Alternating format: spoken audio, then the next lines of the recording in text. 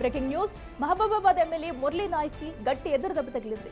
Somla తాండాలో MLA అన్న భార్య Congress rebel అభ్యర్థి ఇస్లావత్ సుజాత 18 ఓట్ల తేడాతో విజయం సాధించారు. అంగన్వాడీ టీచర్ పోస్టుకు రాజీనామా చేసి బరిలోకి దిగిన సుజాత ఎమ్మెల్యే బలపరిచిన అభ్యర్థిని బూక్యా కౌసల్యను ఓడించి సత్తా చాటారు.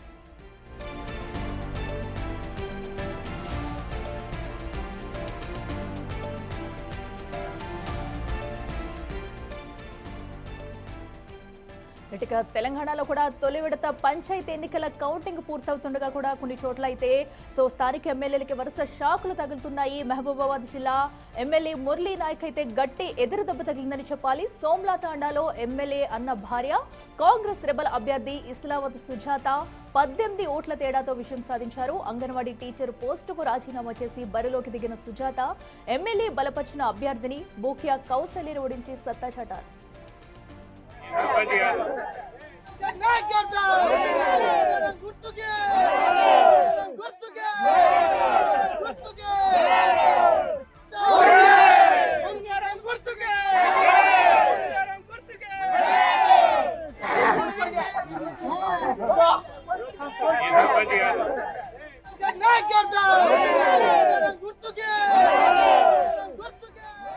మరింత సమాచారం మా ప్రతినిధి యశ్వంత్ లైవ్ లో అందిస్తారు.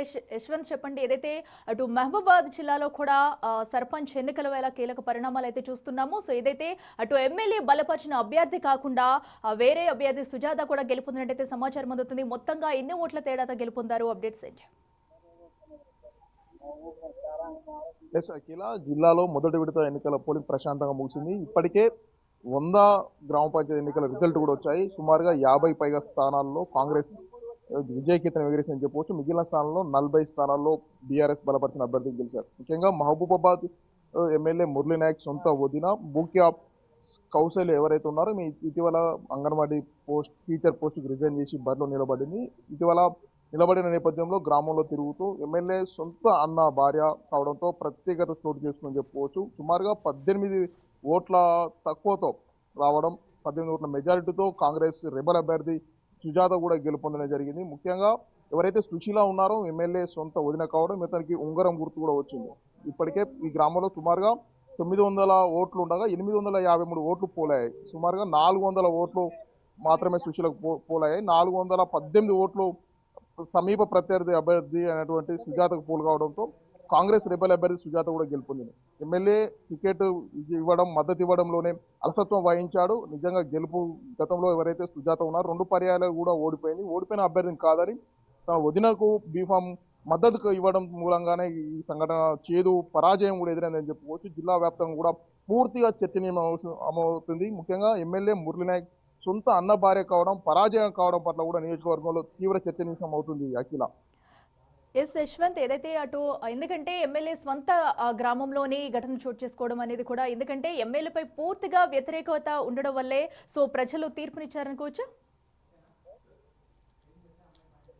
ఎస్ అఖిల, మొత్తం నియోజకవర్గ వ్యాప్తంగా 155 గ్రామ పంచాయతీలు ఉండగా 9 గ్రామ పంచాయతీలు ఏకగ్రీవమైంది. ఇందులో 2 బీఆర్ఎస్ మద్దతుదారులు గెలుపొందారు. మిగిలిన 7 స్థానాల్లో కాంగ్రెస్ గెలుపొందింది. ముఖ్యంగా 146 గ్రామ పంచాయతీల ఎన్నికలు ఈరోజు జరిగాయి. అయితే కేవలం గెలుపు గుర్రాలం కాదని మూలంగానే ఇలాంటి సంఘటన జరిగిందని చెప్పవచ్చు. చాలా మందికి గెలిచే చోట్ల బీఫామ్స్ కాంగ్రెస్ మద్దతు ఇవ్వకపోవడం మూలంగానే ఎక్కువ స్థానాలు బీఆర్ఎస్ గెలిచింది.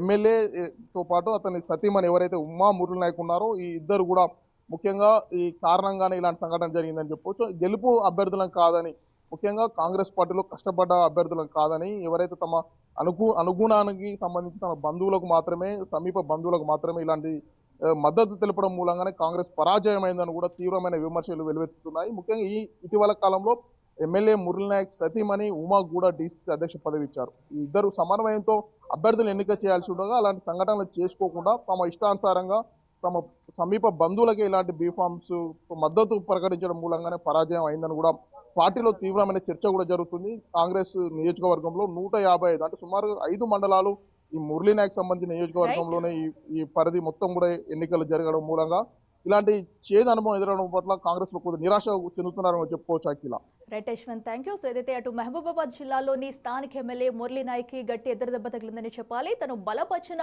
అభ్యర్థి అయితే ఓటమి పాలైంది. సో దీంతో కూడా మరొకరైతే గెలవడం జరిగింది. దీంతో ఇది అటు కాంగ్రెస్ ఎమ్మెల్యేకి